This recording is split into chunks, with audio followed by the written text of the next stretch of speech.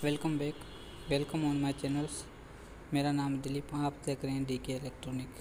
दोस्तों, आज हम सीखेंगे एसी-डीसी जो कार्ड होता है उसको रिपेयरिंग करने का तरीका। तो अभी जो कार्ड मेरे पास पड़ा है, इसमें जो फॉल्ट आ गया है वो उसकी जो पावर सप्लाई है वो जल गई है। उसकी एसी पर नहीं चल रहा और डीसी पे ऑन है। तो इसको हम रिपेयर करेंगे।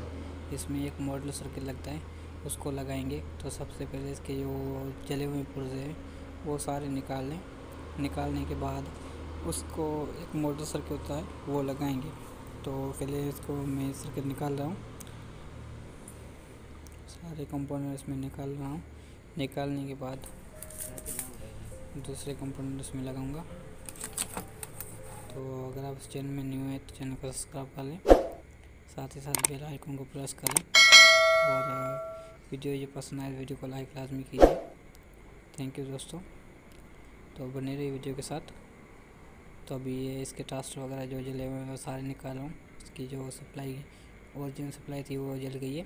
अभी इसमें काफ़ी पुर्जे जले हुए हैं। तो अभी मैं खुद की सप्लाई की जगह एक मॉडल सर्किट होता है एसटीआर सर्किट वो लगाऊंगा। वो लगाकर इसको ऑन करूँगा, चालू करूँगा।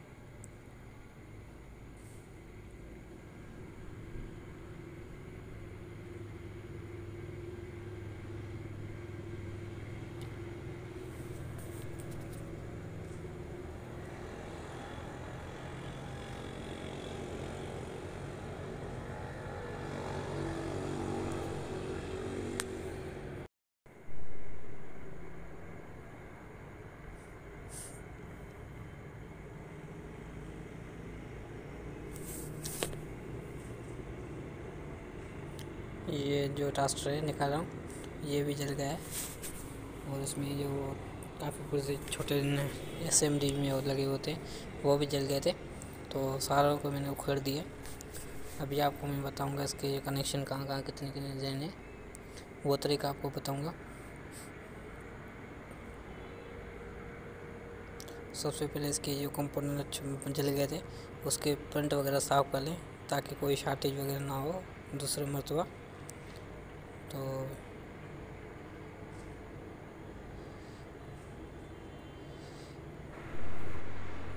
ये देखो दोस्तों, अभी ये मोटर सर्किट है एसटीआर मोटर सर्किट। इसके कनेक्शन हम देखकर आपको बताऊंगा मैं। ये येलो तार है, ये ट्रांजिस्टर जो होता है मेन ट्रांजिस्टर चॉपर से जो आउटपुट निकलते हैं 250 वोल्ट वहाँ पर लगेगी। जो ट्रांजिस्टर होता है एसटीआर लगा होता है 13N50 वगैरह उसके मॉडल नंबर होते हैं, उसकी बीच वाले टाँक में लगेंगे। इसके अलावा ये ब्लैक जो वायर है वो ये जो करंट से लगा हुआ है बड़े वाला 400 वोल्ट का, उसकी माइनस में लगेगा ग्राउंड पर।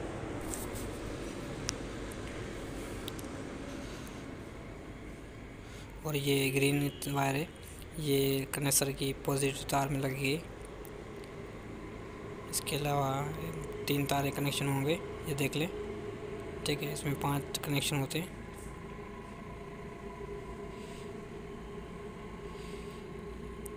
तीन कनेक्शन हो गए, अभी 2 कनेक्शन इसमें बाकी है।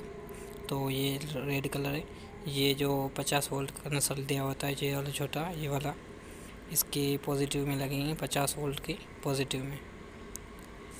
तो ये पॉजिटिव में हो गई। इसके अलावा ये बाकी एक तार रहेगी इसमें, 1 मिनट। ठीक है, बकाया ये हो गई वाइट कलर की। तो वाइट कलर अभी में पीसी की जो पहले वाली तार होती है वहाँ से उस तार में लगेगी। तो ये ट्रांजिस्टर भी रेडी हो चुका है, इसका जो सर्किट रेडी हो चुका है। अभी हम उसको फैन में लगाकर ऑन कर देंगे। ठीक है दोस्तों, अगर आपके पास ऐसा मसला आता है तो आप इस तरीके से इसकी सेटिंग कर सकते हैं और जल्दी ये बन सकता है। और अभी दूसरा इसका जो एक्सपेरिमेंट होता है वो भी मैं आपको बताऊंगा। तो पहले इसकी वोल्ट वगैरह मैं चेक कर लेता हूँ। ठीक है, एक दूसरा इसमें फार्मूला होता है वो भी मैं इस वीडियो में आपको बताऊंगा। एक तजर्बा ये हो गया। ठीक है, इसके अलावा दूसरा तजर्बा मैं इसके इसी वीडियो में आपको बता दूंगा। वीडियो पसंद आए तो वीडियो को लाइक लाजमी कीजिए।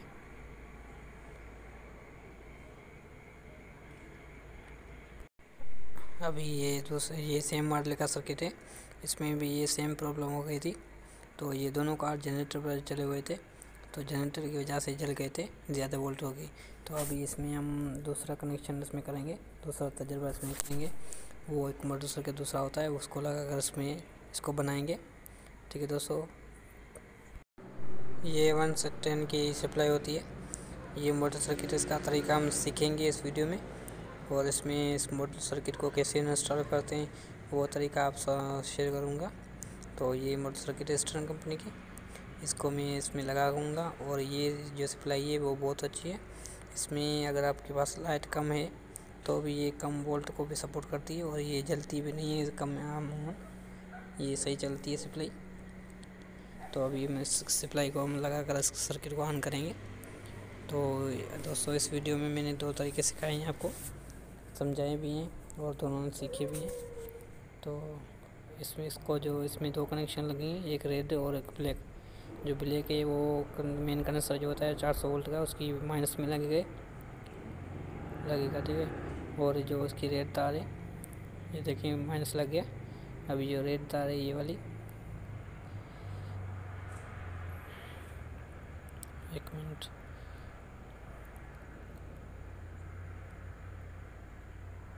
ये जो रेड तार है वो जो इसका मेन ट्रांजिस्टर के बीच वाला तार है, जहाँ पर चॉपर से 250-300 वोल्ट जो आउटपुट होते हैं, उस तार में ये लगेंगे। तो अभी मैं आपको दिखाता हूँ, ये देखें वोल्ट कितने कहाँ आते हैं। तो ये मैंने इसको 600 पर रखा वोल्ट पर। 1 मिनट, मैंने ये पावर इसको दे दूँ, पहले सप्लाई के पावर दे दूँ। ये इसका पावर सप्लाई का लग गया। अभी आपको वोल्ट चेक कराता हूँ, ये इंस्टॉल कर दी सप्लाई मैंने, ये लग गई। और अभी मैं इसके करंट चेक करा देता हूँ। ये देखें कंसर में वोल्ट कितने आ रहे हैं, ठीक है 240 कंसर में आ रहे हैं। और जो चॉपर से आउटपुट होगा वहाँ पर भी 240 वोल्ट निकल रहे। तो ये मैं अभी डिस्चार्ज कर ली। डिस्चार्ज लाजमी कीजिए, क्योंकि इसमें कंडेंसर में करंट बकाया रहते, बकाया करंट रहता है, शॉर्ट लग सकती है आपको। तो ये देखें, ये मेन कंडेंसर के माइनस में, और ये चॉपर के बीच राउंड ब्लॉक से जो चॉपर होता है इसको राउंड से होकर जो मेन कंडेंसर के बीच वाले तार में जाती है वहाँ पर लगी है, ठीक है। इसके साथ इसके जो एक रेगुलेटर दिया होता है, छोटा वॉल्यूम दिया होता है सप्लाई की पिछली तरफ से, उसको कम कर लें फुल वोल्ट पर। अगर आपके पास लाइट कम है तो फुल वोल्ट कर लें, अगर ज़्यादा है तो आप थोड़ा नॉर्मल कर लें इसको, इसके बाद इसको ऑन करें। तो इसको मैं सप्लाई को ऑन करके चेक करवाऊँगा, मैं पंखा भी चेक करवाऊँगा इसमें। तो ये मैंने ऑन की सप्लाई, इसकी थोड़ी कम कर रहा हूँ ताकि इसमें लाइट थोड़ी मेरे पास ज़्यादा है। ये देखें, तो और मैंने कम कर दी। 1 मिनट, यहाँ से आप कम ज़्यादा कर सकते हैं सप्लाई को। ये सप्लाई थोड़ी कम हो गई। अभी मैं आपको पंखा चेक कराता हूँ, पंखे की स्पीड भी चेक कराता हूँ। ये देखें सप्लाई, ठीक है। यहाँ पर इसकी कनेक्शन ये देखें, सेटिंग पे आ रही है। ये पंखा, इसकी स्पीड देख लें, स्पीड भी बहुत फास्ट है। तो ठीक है दोस्तों, ये जब 2 फंक्शन थे इसमें, कार में AC/DC आपकी जल जाए। ये देखें हीट भी नहीं हो रहा, हीट भी नहीं होता, चल भी सही रहा। अगर आपके पास ऐसा मसला आता है आप इस तरीके से हल कर सकते हैं। वीडियो पसंद आए तो वीडियो को